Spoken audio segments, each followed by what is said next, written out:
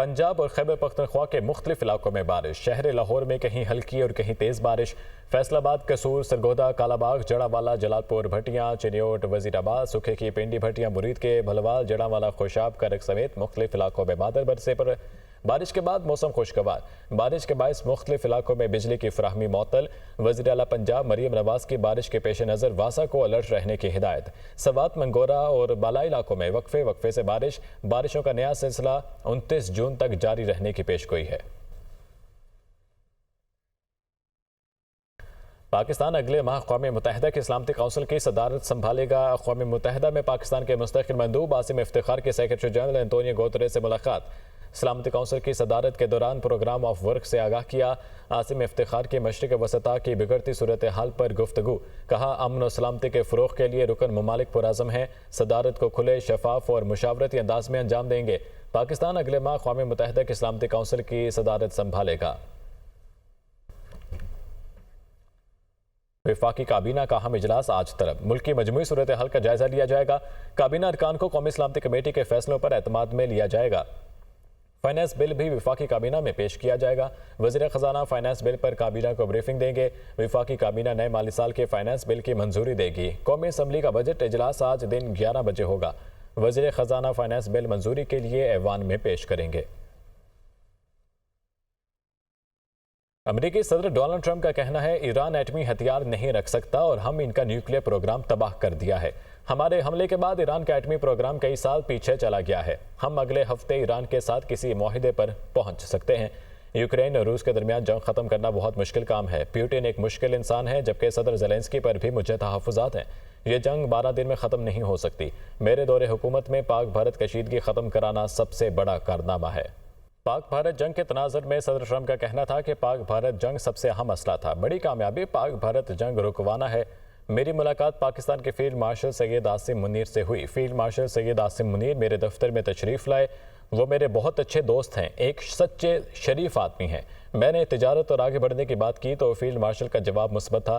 پاک بھارت کشیدگی کو تجارتی ڈیل کے عوض ختم کرایا۔ ایران پر امریکی حملوں سے جوہری تنصیبات تباہ نہیں ہوئیں۔ امریکی میڈیا کا دعویٰ، خفیہ معلومات کے مطابق امریکی حملوں سے بنیادی مواد تباہ نہیں ہوا۔ جوہری توانائی کا بنیادی ڈھانچہ تاحال موجود ہے۔ امریکی حملوں سے ایرانی جوہری پروگرام صرف چند مہینوں کے لیے پیچھے ہو گیا ہے۔ CNN کی ایران کی جوہری تنصیبات پر امریکی حملوں سے متعلق رپورٹ۔ امریکی صدر ڈونلڈ ٹرمپ کہتے ہیں کہ امریکی فوج کا شمار دنیا کی بہترین افواج میں ہوتا ہے۔ ہمارے پائلٹ کی تعریف کرنے کی بجائے فیک نیوز پر باتیں ہو رہی ہیں۔ CNN جھوٹی خبروں سے دوسروں کا وقت برباد کرتا ہے۔ نیو یارک ٹائمز اور CNN کو اب کوئی نہیں پوچھتا۔ ہم نے ایران پر حملہ پوری شدت سے کیا تھا۔ ایرانی جوہری تنصیبات پر حملے کامیاب رہے۔ صدر ٹرمپ کے اہم فیصلے سے ایران کے جوہری خطرے کا خاتمہ کیا۔ DIA کی ابتدائی رپورٹ کو خود ایران نے مسترد کیا۔ ایران کے جوہری پروگرام کا خطرہ اب دفن ہو چکا۔ CNN نے غیر مصدقہ رپورٹ پر خبر چلائی۔ ترجمان وائٹ ہاؤس کا کیرولائن لیوٹ کا فاکس نیوز کا انٹرویو۔ نئی انٹیلیجنس رپورٹ میں ایران کی جوہری تنصیبات کی تباہی ٹرمپ کی بات کی تصدیق ہے۔ ایران اگر جوہری تنصیبات کی دوبارہ تعمیر کرنا چاہے تو اسے اثر نو تعمیر کرنی ہوگی۔ امریکی نیشنل انٹیلیجنس کے ڈائریکٹر تلسی گبارڈ کا کہنا ہے کہ تینوں جوہری تنصیبات کی تعمیر نو میں کئی سال لگ سکتے ہیں۔ پروپیگنڈا میڈیا نے ہمیشہ کی طرح اپنا پرانا حربہ استعمال کیا ہے۔ پروپیگنڈا میڈیا نے خفیہ انٹیلیجنس رپورٹس کے صرف مخصوص حصے جاری کیے۔ پروپیگنڈا میڈیا کا مقصد ٹرمپ کی قیادت اور بہادر فوجیوں کو کمزور دکھانا تھا۔ نئی انٹیلیجنس رپورٹ میں ایران کی جوہری تنصیبات کی تباہی ٹرمپ کی بات کی تصدیق ہے۔ اپڈیٹس آپ نے جانی، آگے بڑھتے ہوئے آپ کو بتائیں کہ انٹرنیشنل اٹامک انرجی ایجنسی کے ڈائریکٹر جنرل کی پیرس آمد۔ رافیل گروسی کی فرانسیسی صدر کو ایرانی جوہری پروگرام سے متعلق بریفنگ۔ ملاقات کے دوران ایران کی جوہری تنصیبات پر امریکی حملوں پر بھی تبادلہ خیال ہوا۔ رافیل گروسی نے ایمانوئل میکرون کو ایرانی جوہری پروگرام سے متعلق مستقبل کی حکمت عملی سے بھی آگاہ کیا۔ ترکی ایران اور اسرائیل کے درمیان جنگ بندی کا خیر مقدم کرتے ہیں، توقع کرتے ہیں دونوں فریق امریکی صدر کی گزارش کی غیر مشروط تعمیل کریں گے۔ ترک صدر رجب طیب اردوان کی نیٹو سمٹ کے بعد میڈیا سے گفتگو، کہا خطے میں امن اور استحکام کے لیے سفارتکاری، دفاعی تجارت میں اصلاحات پر زور دیتے ہیں۔ اسرائیل کے حملوں نے غزہ میں ثانی المیہ اور تباہی میں تبدیل کر دیا ہے۔ غزہ میں صہیونی اقدامات کو کوئی بھی ضمیر رکھنے والا شخص نظر انداز نہیں کر سکتا۔ ترک صدر کا مزید کہنا تھا کہ برطانیہ اور جرمنی سے یورو فائٹر ٹائفون طیاروں پر گفتگو ہوئی۔ صدر ٹرمپ سے F-35 طیاروں کی ممکنہ خریداری پر بھی بات چیت ہوئی۔ اپنی دفاعی صلاحیت کو بہتر بنانے کے لیے تمام راستے کھلے رکھے ہوئے ہیں۔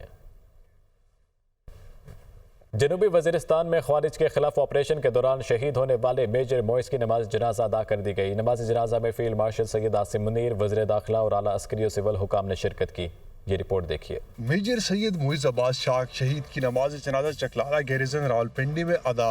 فیلڈ مارشل سید عاصم منیر، وزیر داخلہ اور اعلیٰ عسکری و سول حکام کی شرکت۔ اس موقع پر فیلڈ مارشل عاصم منیر نے کہا کہ میجر سید معیز عباس نے وطن کے دفاع میں اپنی جان کا نذرانہ دیا۔ ان کی یہ قربانی بہادری اور حب الوطنی کی اعلیٰ روایتوں کی علمبردار ہے۔ قوم ان کی عظیم قربانی کو سلام پیش کرتی ہے۔ ہم اپنے شہداء کے مقروض ہیں۔ شہداء کا لہو ہمارے وطن کی بنیاد ہے۔ اس پیار کے مطابق شہید کا جسد خاکی ان کے آبائی علاقے روانہ کر دیا گیا ہے، جہاں انہیں فوجی اعزاز کے ساتھ سپرد خاک کیا جائے گا۔ تو دوسری جانب وزیر اعلیٰ بلوچستان سرفراز بگٹی کا کہنا ہے بلوچستان کے لوگوں کو دہشت گردوں کے رحم و کرم پر نہیں چھوڑیں گے، چاہے ان کی جان چلی جائے۔ بلوچستان اسمبلی سے خطاب کرتے ہوئے کہا، بلوچستان میں لا حاصل جنگ ہے جس کے خلاف کھڑا رہوں گا۔ صوبے میں بدامنی برداشت نہیں کریں گے، سڑکیں بند نہیں ہونے دیں گے، کسی صورت خاموش نہیں رہوں گا، دہشت گردوں کو چیلنج کرتا رہوں گا۔ ہمارے اہداف گڈ گورننس اور امن و امان ہیں۔ گورننس موجود ہے، اس میں بہتری لائی جائے گی۔ صوبے کی ترقی اور خوشحالی ہماری ترجیح ہے۔ حساس ادارے اور اسپیشل انویسٹیگیشن یونٹ کی ملیر میں مشترکہ کارروائی کے دوران بھارتی خفیہ ایجنسی را سے تعلق رکھنے والے 4 ملزمان گرفتار کر دیے گئے۔ ملزمان 2009 سے اب تک 20 مرتبہ بارڈر کراس کر کے بھارت گئے۔ بھارتی خفیہ ایجنسی را کے 4 ایجنٹس گرفتار۔ حساس ادارے اور CIA پولیس کے اسپیشل انویسٹیگیشن یونٹ نے ملیر قائد آباد میں کارروائی کرتے ہوئے پاکستان دشمن بھارتی خفیہ ایجنسی را کے لیے جاسوسی کرنے والے 4 ملزمان کو دھر لیا۔ ملزمان کی شناخت محمد خان بریو، جمین ملا، اختر تھیم اور غلام قادر عرف آکاش کے نام سے ہوئی۔ گرفتار را ایجنٹ سے ہینڈ گرنیڈ، اسلحہ اور گاڑی بھی برآمد ہوئی۔ SSP SIU شعیب میمن نے پریس کانفرنس کرتے ہوئے بتایا کہ ملزمان حساس مقامات، اہم تنصیبات کی تصاویر اور ویڈیوز جیو ٹیکنگ کر کے بھارتی ایجنسی را کو فراہم کر رہے تھے۔ 2009 سے یہ بھارت کی ایجنسی را اور BSF کے کیمپ نمبر 59 میں ایک کرنل ہیں رنجیت، ان کے ساتھ رابطے میں ہیں۔